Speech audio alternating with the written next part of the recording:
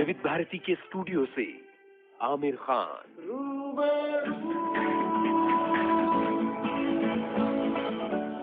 आमिर, ये गाना हमने चोरी चोरी फिल्म का सुन लिया और इसका आमिर कनेक्शन भी हमने बता दिया कि इस गाने का क्या कनेक्शन है। आमिर, आज 1 मई की हमने बात की, मनाजा के जन्मदिन को याद किया। आज 2 और बड़ी महत्वपूर्ण बातें हैं जिनका जिक्र करना जरूरी है। आज तो मजदूर दिवस है और महाराष्ट्र डे भी है। 1960 में महाराष्ट्र की स्थापना हुई थी स्टेट से। तो इन दोनों दिनों पर भी बधाइयां बनती हैं। जी हाँ, बिल्कुल बिल्कुल। सारे सुनने वालों को आज लेबर डे है उसकी बधाई, और महाराष्ट्र डे है उसकी भी बहुत बहुत बधाई। आमिर, ये जिबिन हैं कोची के, ये कहते हैं कि आपकी जिंदगी का एक ऐसा लम्हा आप बताइए जो धूम फिल्म की शूटिंग से जुड़ा हो और जो बहुत ही यादगार रहा हो। अच्छा, धूम फिल्म के साथ क्योंकि उसमें आपने काफी स्टंट्स किए हैं और मैं आपको बताऊं कि काफी सारे बच्चे हैं जो ये मानते हैं, ये मेरे लिए थोड़ी सी अजीब बात है कि ये मानते हैं कि बाइक्स उड़ सकती हैं। हाँ, देखिए, मैं जितने बच्चे सुन रहे हैं मैं उनको बता दूं, उनमें मेरा बेटा भी शामिल है। सबसे पहले तो मैं सबको बता दूं कि ये जो हम स्टंट्स करते हैं फिल्मों में, ये आप प्लीज अपने घर में दोहराने की कोशिश ना करें, क्योंकि ये हम बहुत ही एक्सपर्ट्स के साथ करते हैं और बहुत सेफ्टी का ख्याल करके हम करते हैं। तो ये सारे स्टंट्स लोग सड़कों पे और अपने घरों में ना ट्राई करें, बच्चे खास तौर से। तो सबसे पहले तो ये। दूसरा ये कि मैं कहूंगा कि सबसे यादगार चीज मेरे लिए धूम 3 की ये थी कि आजाद मियां हमारे साथ थे शिकागो में। अरे वाह! और रोज सुबह मैं बहुत जल्दी उठता था, क्योंकि शूटिंग से पहले मैं वर्कआउट भी करता था अपना, और आजाद भी बहुत जल्दी उठते हैं। वो करीब उस वक्त तो खैर वो 3:30-4 बजे उठ जाते थे। और मैं भी उसी वक्त उठता था, तो सुबह सुबह उठ के उनके साथ में खेलता था। और वो जो 2-3 महीने हमारे वहाँ गुजरे हैं शिकागो में, वो मुझे हमेशा याद रहेंगे। जब पहली उस वक्त आजाद शायद 11 महीने के थे, और मुझे आज भी याद है जो पहले दिन मैंने उनको चलते हुए देखा। क्या बात! हाँ, तो उनका पहला दिन था जब सडनली मैंने देखा कि यार आजाद चल रहा है। खड़े हुए और उन्होंने 3-4 कदम लिए। वाह! और मैंने अपने फोन पे उसको शूट कर लिया। क्या बात! तो जो फर्स्ट टाइम उन्होंने चलना शुरू किया, क्या बात, वो शिकागो में था। तो वो मेरे लिए बड़ा यादगार रहेगा, वो दौर जो उनके साथ मैंने बिताया। जी आमिर, आजाद मियां के लिए मैं कुछ लाइनें बजा रहा हूँ इस वक्त।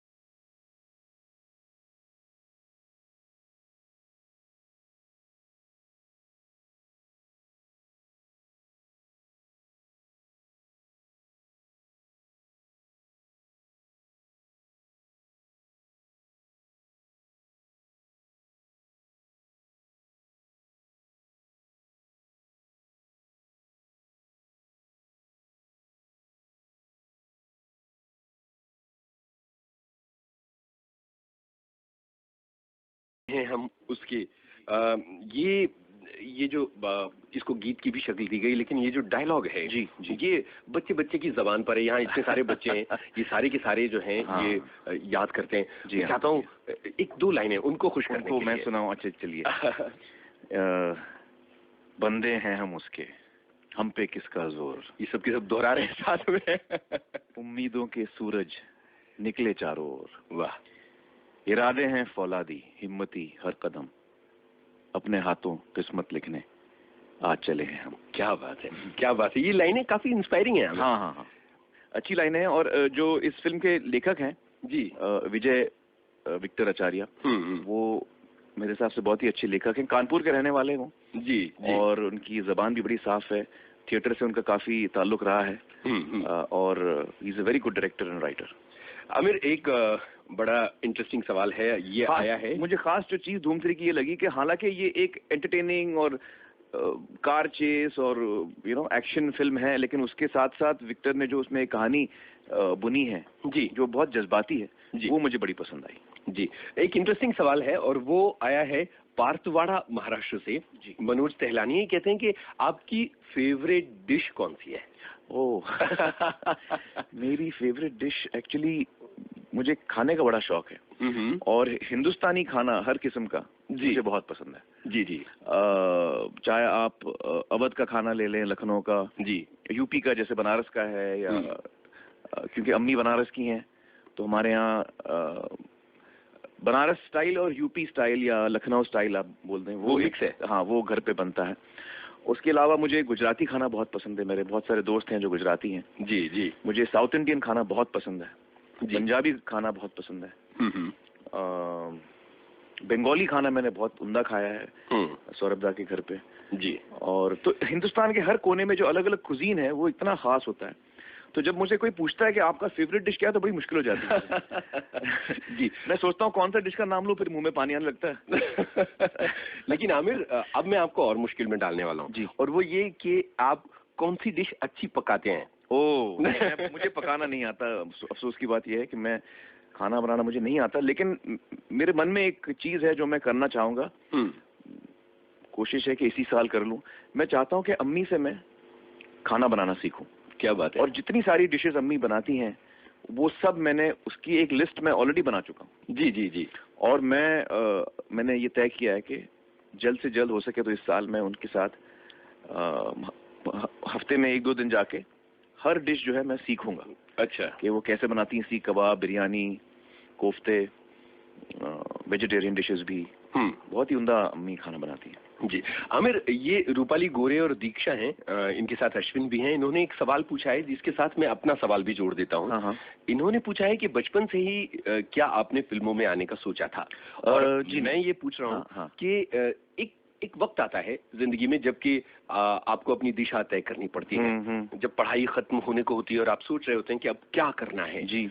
उस मुश्किल वक्त में आपने अपने आप को कैसे जीता था और कैसे तय किया था सब कुछ जिंदगी का, कैसे आगे जाना है?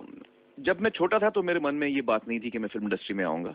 हालांकि मैं एक फिल्म परिवार से हूँ, अब्बाजान चचाजान दोनों फिल्में बनाते रहे हैं जिंदगी भर, लेकिन फिर भी मेरे मन में ये बात कभी नहीं आई थी बचपन में। लेकिन फिर भी काफी जल्दी लाइफ में मैंने तय कर लिया था कि मुझे क्या करना है, और मेरी उम्र शायद थी उस वक्त 15 या 16 साल का था मैं, जब मैंने तय किया कि मुझे फिल्मों में आना है। अच्छा। और आपने बड़ी दिलचस्प स्टाइल में ये पूछा कि एक वक्त आता है इंसान का जब वो पढ़ाई खत्म कर लेता है। जी जी। और फिर वो सोचता है कि मैं आगे जिंदगी में क्या करूं। बिल्कुल। और मेरे जिंदगी में जब ये मोड़ आया तो जब मैंने अपने परिवार को बताया, दोस्तों को बताया कि मैं फिल्मों में आना चाहता हूं, और उस वक्त मैं 12th ग्रेड में था, तो मैं फौरन जो है एज एन असिस्टेंट डायरेक्टर फिल्मों में काम करना चाहता हूं ताकि मैं फिल्म मेकिंग सीखूं।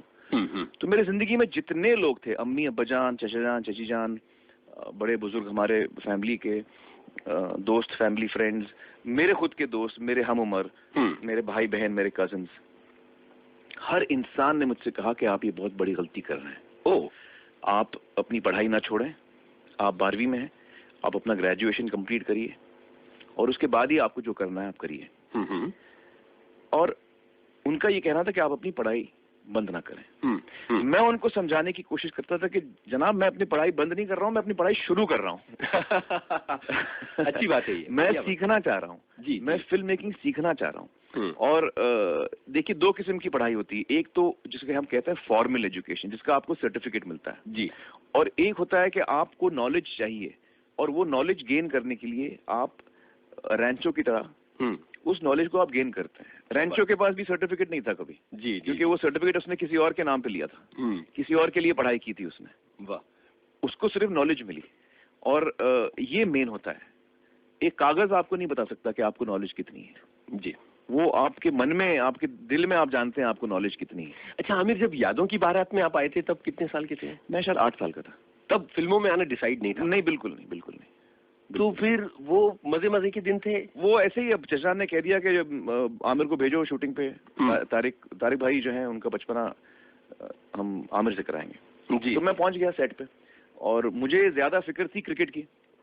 तो शॉट के बीच में हम लोग जो है, वो जो घर था जहाँ हमने शूटिंग की थी लोनावला में, उसके पीछे हम लोग क्रिकेट खेलते थे। अरे क्या बात है। तो मुझे ये लग रहा था कि यार ये शॉट के लिए बार बार क्यों बुला देते हैं, डिस्टर्ब करते हैं। मैं अच्छा खासा क्रिकेट खेल रहा हूँ यार। तो मुझे बड़ी कोफ्त होती थी। तो मुझे फिल्म मेकिंग में उस वक्त बिल्कुल इंटरेस्ट नहीं था। जी आमिर, देखिए यादों की बारात फिल्म का गाना तो शुरू भी हो गया। विविध भारती से प्रतिदिन सुबह 7 बजे सुनिए पुराने लोकप्रिय फिल्मी गीतों का कार्यक्रम माँ से मजबूती, माँ से मजबूती, माँ से मजबूती, माँ से मजबूती। दार फलदार है फल पकने दो ना, बेटी होनहार है पकने दो ना। एक साल और बस एक साल और, एक साल और बस एक साल और, एक साल और बस एक साल और, एक साल और बस।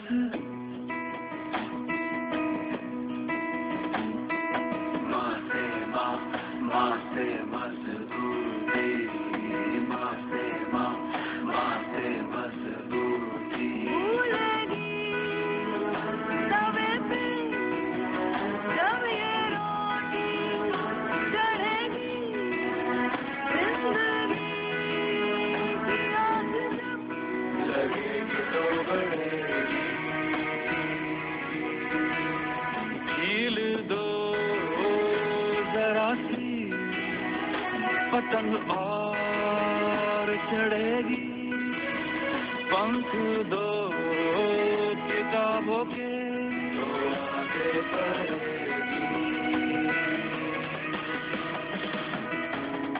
एक साल और बस एक साल और, एक साल और बस एक साल और, एक साल और बस बस।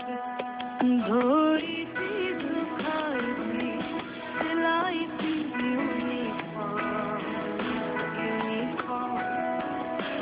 थोड़ी सी बड़ी बनाई थी यूनिफॉर्म। एक साल और बस एक साल और, एक साल और बस एक साल और, एक साल और बस एक साल और, एक साल और बस बस। आपका हर मिस्ड कॉल बेटियों को एक साल और पढ़ाने में मदद करेगा। इरादा मजबूत कीजिए, हमें मिस्ड कॉल दीजिए 099671 पर। Clinic plus. ये मेरे लिए बहुत इम्पोर्टेंट चीज़ है। मैं इसकी एक कहानी बताता हूँ आपको। जी आमिर। और ये एक चीज़ मेरे जिंदगी में हुई which was a defining moment for me. मतलब मेरे जिंदगी का एक बहुत ही अहम लम्हा, मेरे करियर का एक बहुत ही अहम मोड़। अगर मैं उस दिन अलग दिशा में कदम रखता तो मेरा करियर कहीं और होता। और मैं बताता हूँ वो क्या हुआ था। मेरी फिल्म आई थी क़यामत से क़यामत तक, बहुत कामयाब हुई। उसके बाद मैंने कई फिल्में साइन की, और फिल्में जो मैंने साइन की वो इतनी अच्छी शायद नहीं थी। खैर मुद्दे की बात यह है कि मेरी कई फिल्में जो उसके बाद लगी वो नाकामयाब रही। और मैं एक ऐसे दौर से गुजरने लगा जहाँ पे मीडिया मुझे कह रही थी मेरे बारे में कि ये वन फिल्म बन रही है, इनकी फिल्में अगर नहीं चल रही हैं। तो काफी मैं प्रोफेशनली बहुत ही लो था मैं। और उस वक्त मैं खुश भी नहीं था अपने काम के साथ। जो काम मैं कर रहा था, जो मैंने फिल्में ली थी, मैं खुश नहीं था अपने काम से। जिस किस्म का काम मुझसे कराया जा रहा था मैं उससे खुश नहीं था। और मैं रोज घर आके रोता था तो कि मैं क्या काम कर रहा हूँ। इतना नाखुश था मैं यूनुस जी। और उस वक्त मैंने ये फैसला किया कि मेरा करियर रहे ना रहे, मैं कभी ऐसा काम नहीं करूंगा जिससे मुझे खुशी नहीं मिले। क्या बात कही, वाह। कभी मैं ऐसा काम नहीं करूंगा, चाहे मैं सड़क पे आ जाऊं। ये मैंने फैसला किया। उस जज्बाती मोमेंट में मैंने ये फैसला किया। इत्तेफाक की बात है कि उसी दौर में मुझे एक फिल्म ऑफर हुई। जबकि मेरा करियर डाउन जा रहा था, मुझे एक फिल्म ऑफर हुई। महेश भट्ट साहब ने ऑफर किया मुझे। और भट्ट साहब उस वक्त अपने पीक पे थे।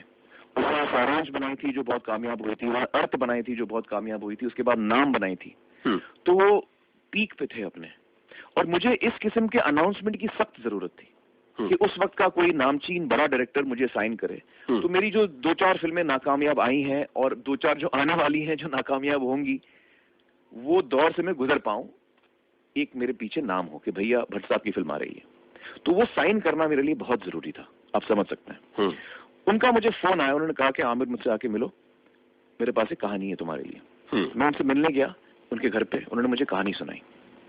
कहानी मुझे पसंद नहीं आई यूनुस जी। ओ हाँ, ओ कहानी मुझे पसंद नहीं आई।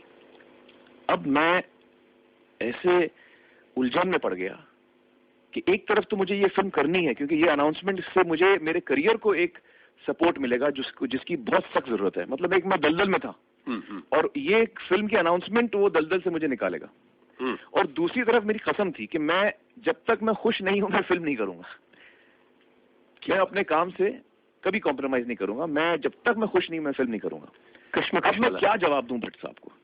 तो मैंने उनसे कहा मुझे आप एक दिन का सोचने का मौका दीजिए। उस दिन मैंने उनसे कुछ नहीं कहा। अगले दिन मैं उनसे आके मिला और मैंने कहा कि भट्ट साहब मैं आपकी फिल्म नहीं कर सकता, जबकि मैं चाहता हूं कि मैं आपके साथ काम करूं और आपके साथ मैं सिर्फ अनाउंसमेंट ही आ जाएगा तो मेरे करियर को बहुत इस वक्त हेल्प मिलेगी। और हो सकता है कि जब मैं आपसे ये ना कह रहा हूं आप शायद बोलेंगे यार ये नया लड़का मुझको ना कह रहा है, शायद इसके बाद आप मुझसे मेरे साथ काम ही ना करें। लेकिन मैं अपने साथ और आपके साथ सच्चाई करना चाहता हूं और मैं आपको कहना चाहता हूं कि मुझे कहानी पसंद नहीं आई और चूंकि मुझे पसंद नहीं आई मैं नहीं कर पाऊंगा। वाह। और आप प्लीज इसको जज्बात को समझने की कोशिश करें। तो भट्ट साहब बड़े सपोर्टिव थे, उन्होंने कहा नहीं कोई बात नहीं, तुमको अगर पसंद नहीं है तो मैं नहीं करनी चाहिए। और मुझे, हालांकि वो इतने सीनियर आदमी थे, वो मुझे डांट भी सकते थे, लेकिन उन्होंने मुझे दिलासा दिया और कहा कि कोई बात नहीं हम आगे चल के काम करेंगे, इस वक्त ये कहानी तुम्हें पसंद नहीं आई तो मत करो।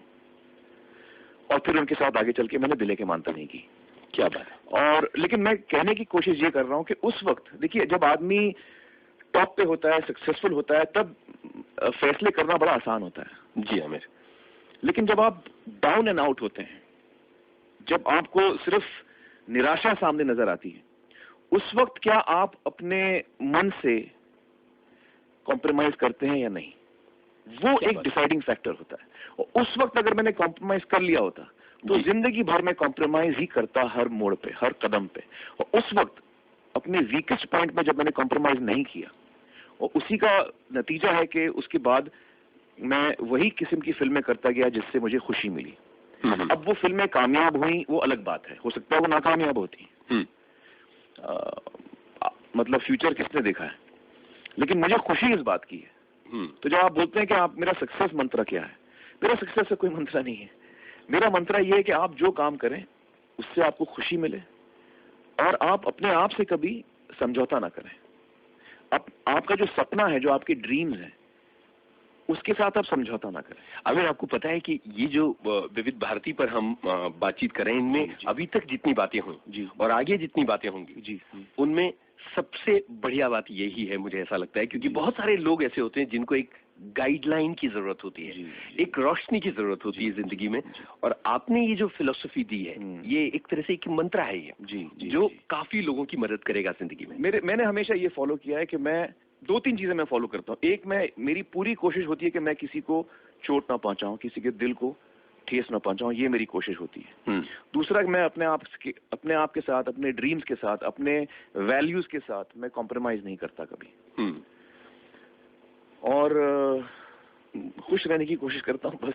जी, अगर एक सप्लीमेंट्री जैसा सवाल है, लेकिन ये पूछना इसलिए जरूरी है कि इससे भी काफी लोगों को हौसला मिलेगा और रास्ता मिलेगा। जी, जब आप नाकाम होते हैं जी, तो उस नाकामी को किस तरह से लेते हैं?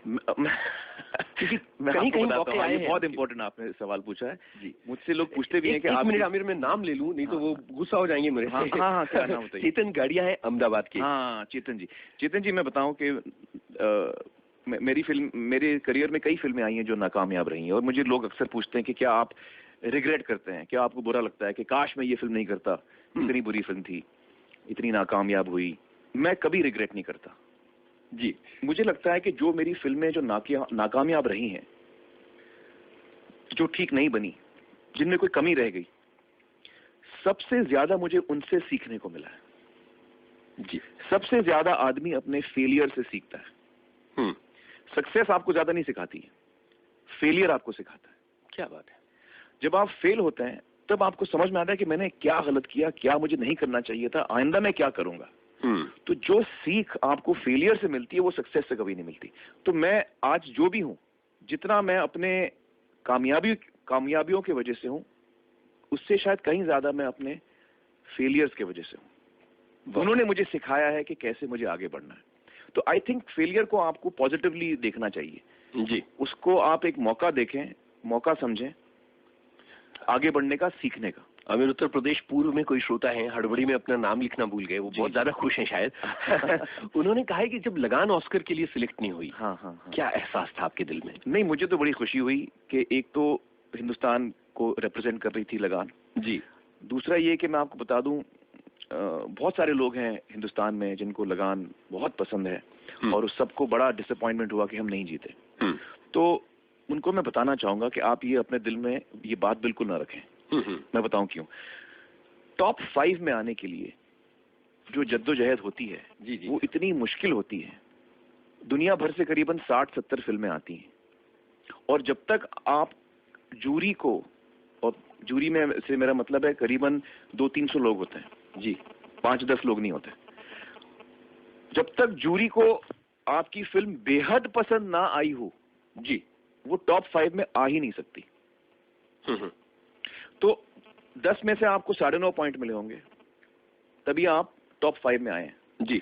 तो ऑस्कर की जूरी जो है उसको हमारी फिल्म लगान बेहद पसंद आई, तभी वो टॉप 5 में नॉमिनेट हो पाई। तो वहां के लोगों को बेहद पसंद आई और वहां पे ये माना जाता है, क्योंकि वहां पे हॉलीवुड में पूरे करियर निकल जाते हैं, आपको नॉमिनेशन नहीं मिलता। नॉमिनेशन से मतलब ये कि आप टॉप 5 में नहीं आते, पूरा करियर निकल जाता है। तो टॉप 5 में आना उनके लिए जीत के बराबर होता है। ये 5 फिल्में जीत के बराबर कम नहीं होती है, किसी से एक भी कोई से कम नहीं है। अब उनमें से एक हम बोल रहे हैं, आप एक कदम आगे ले लीजिए जी, फिनिशिंग लाइन आप क्रॉस करिए। तो अपने आप में ये मानना चाहिए कि लगान कामयाब ही रही, बिल्कुल कामयाब रही। और ऑस्कर की जूरी को बेहद पसंद आई। जब ऑस्कर का फंक्शन खत्म हुआ और मैं लौट रहा था आशुतोष के साथ, तो उस फंक्शन में करीबन कम से कम 40-50 मेंबर्स ऐसे थे जिनको मैं पहचानता नहीं था। वो मुझे इसलिए पहचानते थे क्योंकि उन्होंने मेरा चेहरा देखा था फिल्म के अंदर, और उन्होंने हमसे आके कहा कि हमें बड़ा बुरा लगा कि आपकी फिल्म को नहीं अवार्ड मिला, हमने आपके लिए वोट किया था।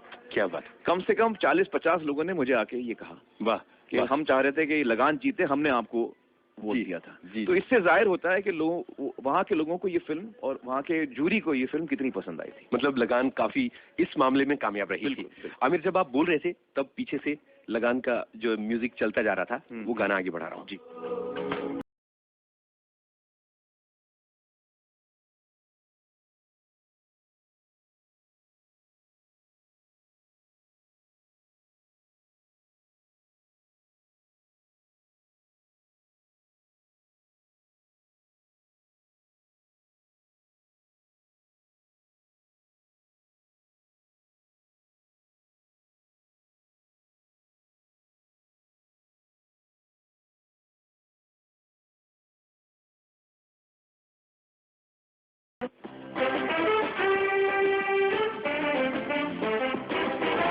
विविध भारती के स्टूडियो से आमिर खान।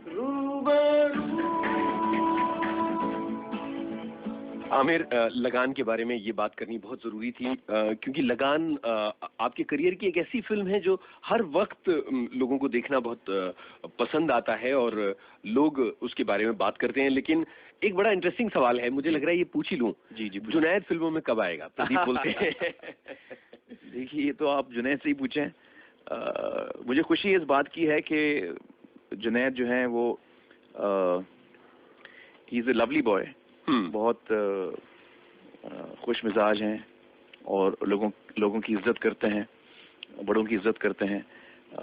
तो I think he is a fine boy, और जो भी वो जिंदगी में करना चाहेंगे हम उनको सपोर्ट करेंगे जी, चाहे वो फिल्मों में आना चाहे ना आना चाहे। इस वक्त वो राजू हिरानी के साथ एज एन असिस्टेंट काम कर रहे हैं, तो फिल्म मेकिंग के बारे में सीख रहे हैं। लेकिन वो खुद अपना फैसला करें और तय करें कि हम फिल्मों में ही आएंगे, और वो जब मुझे बताएंगे तो मैं आपको बताऊंगा। जी आमिर, थोड़ा सा टेक्निकल सवाल है ये एक तरह से। उज्ज्वला माने कहती हैं सोलापुर से कि आप स्पिरिचुअल हैं या रिलीजियस हैं? देखिए, दोनों ही हूँ। मुझे लगता है दोनों ही हूँ। और आई थिंक कि हर इंसान के दिल में अपने ऊपर वाले के साथ एक रिश्ता होता है। और उस भावना की, उस जज्बात की मैं बड़ी इज्जत करता हूँ। और उसके साथ साथ मैं स्पिरिचुअल भी हूँ, ऐसा मुझे लगता है। अब देखिए ये एक आमिर थोड़ा सा इंटरेस्टिंग सवाल है। हाँ हाँ एक कोई डॉक्टर साहब हैं इलाहाबाद से, हाँ हाँ। वो कहते हैं कि मैं कहीं जा रहा हूँ, 10 मिनट के लिए रोक दीजिए, प्रोग्राम एक्सीडेंट हो सकता है। अरे बाप रे। तो सड़कों पर सन्नाटा है, ऐसा लग रहा है क्या? अच्छा आमिर, गर्ल चाइल्ड पर आपने काफी काम किया है। हाँ, लोगों को जागरूक बनाते हैं कि लड़कियों को पूरा महत्व दिया जाना चाहिए और उनकी सुरक्षा, उनकी पढ़ाई, उनकी तरक्की बहुत जरूरी है। ये जो लोग आपको सुन रहे हैं देश भर में, इनमें बहुत सारी महिलाएं शामिल हैं, लड़कियां शामिल हैं जो अपनी जिंदगी में आगे बढ़ना चाहती हैं। फैमिली के लोग सपोर्ट कर भी रहे हैं, नहीं भी कर रहे हैं, जैसे कि सत्यमेव जयते के रेडियो शो में दोनों सीजन्स में हमने देखा था। तो उन लड़कियों से और उनके परिवारों से कुछ बात। देखिए, सबसे पहले तो मैं बताऊं कि मैं क्यों मुझे लगता है कि लड़कियां जो हैं उनको हमें इतना इम्पोर्टेंस देना चाहिए, इतना महत्व देना चाहिए। अब आप देखिए कि किसी भी परिवार में, किसी भी फैमिली में औरत जो होती है, जो माँ होती है, वो परिवार का कोर सेंटर होती है। वो चाहे पति हो, चाहे पेरेंट्स हो, चाहे बच्चे हो, वो फैमिली का कोर होती है। और जब वो मजबूत होती है तो फैमिली मजबूत होती है। सही कह रहे हैं। मेरी बात आप ध्यान से सुनिए। बिल्कुल। जब औरत मजबूत होती है हर तरीके से, तो फैमिली मजबूत होती है हर तरीके से। और जब फैमिली मजबूत होती है हर तरीके से, तो देश मजबूत होता है हर तरीके से।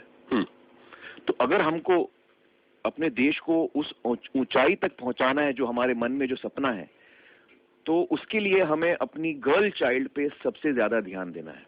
क्योंकि अगर हमारी बच्चियां ताकतवर होंगी जिस्मानी तौर पे, मेंटली, इमोशनली, फिजिकली, जी आमिर, तो फैमिली स्ट्रांग होगी। और जब फैमिली स्ट्रांग होगी, देश स्ट्रांग होगा। ये मेरी थिंकिंग है। बहुत सही बात आपने कही है। वो लड़कियां जो संघर्ष कर रही हैं और फैमिली का सपोर्ट नहीं मिल रहा, उनके लिए एक हौसले की बात कह दीजिए। क्योंकि आप उनसे मैं यही कहूंगा कि देखिए, हो सकता है कभी कभी जिंदगी में जो है आपको उस वक्त आपको अपनी वैल्यू नहीं मिल रही है। जो लोग आपके आसपास हैं वो शायद इस बात को नहीं समझ रहे, हो सकता है। लेकिन इससे आप अपना दिल छोटा ना करें। क्योंकि आप अपने मन में ये जान लें कि आप बहुत ही स्पेशल हैं। वाह, आप बहुत ही खास हैं। आप अपने मन में ये बात जान लें, चाहे सामने वाला ये बात पहचाने या ना पहचाने, आप जरूर इस बात को पहचाने। पहले खुद को पहचानना जरूरी है। बिल्कुल सही जी। और किसी से आप निराश ना हो। जी। आप इतनी ताकतवर हैं कि आप अपनी जिंदगी खुद अपने बल पे बनाएंगी। जी आमिर, एक गाना हो जाए। जी बिल्कुल। बताइए कि कौन सा गाना आप सुनना चाहते हैं, मैं फौरन प्ले करता हूँ। अच्छा, तो ये आपने टॉपिक जो छेड़ा है जी, उससे मिलता जुलता तो मेरे पास इस वक्त कोई गाना नहीं है, क्योंकि मैंने जो लिस्ट बनाई थी आपके लिए। जी। चलिए, ये गाना मैं बजाना चाहूंगा, आजा पिया तो है प्यार दूं। ये बहारों के सपने का गाना है। जी बिल्कुल। तो ये गाना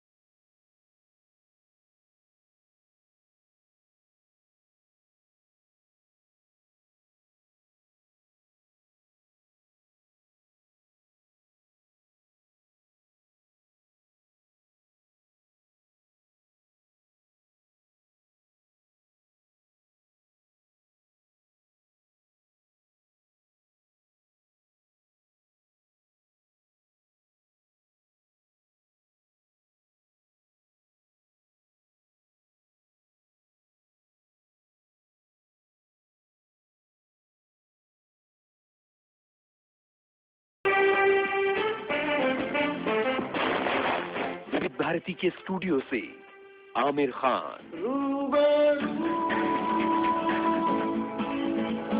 रूबरू आमिर खान के साथ विविध भारती के इस सजीव प्रसारण की रिकॉर्डिंग का पहला भाग अभी आपने सुना। आपको बता दें कि इस कार्यक्रम की रिकॉर्डिंग का दूसरा भाग आप सुनेंगे कल विविध भारती से 9 बजे से 10 बजे के बीच। इस कार्यक्रम की इंजीनियरिंग टीम का हिस्सा थे मनीष चंद्र। कार्यक्रम को प्रस्तुत किया विजय दीपक छिब्बर ने। उनको इजाजत, नमस्कार।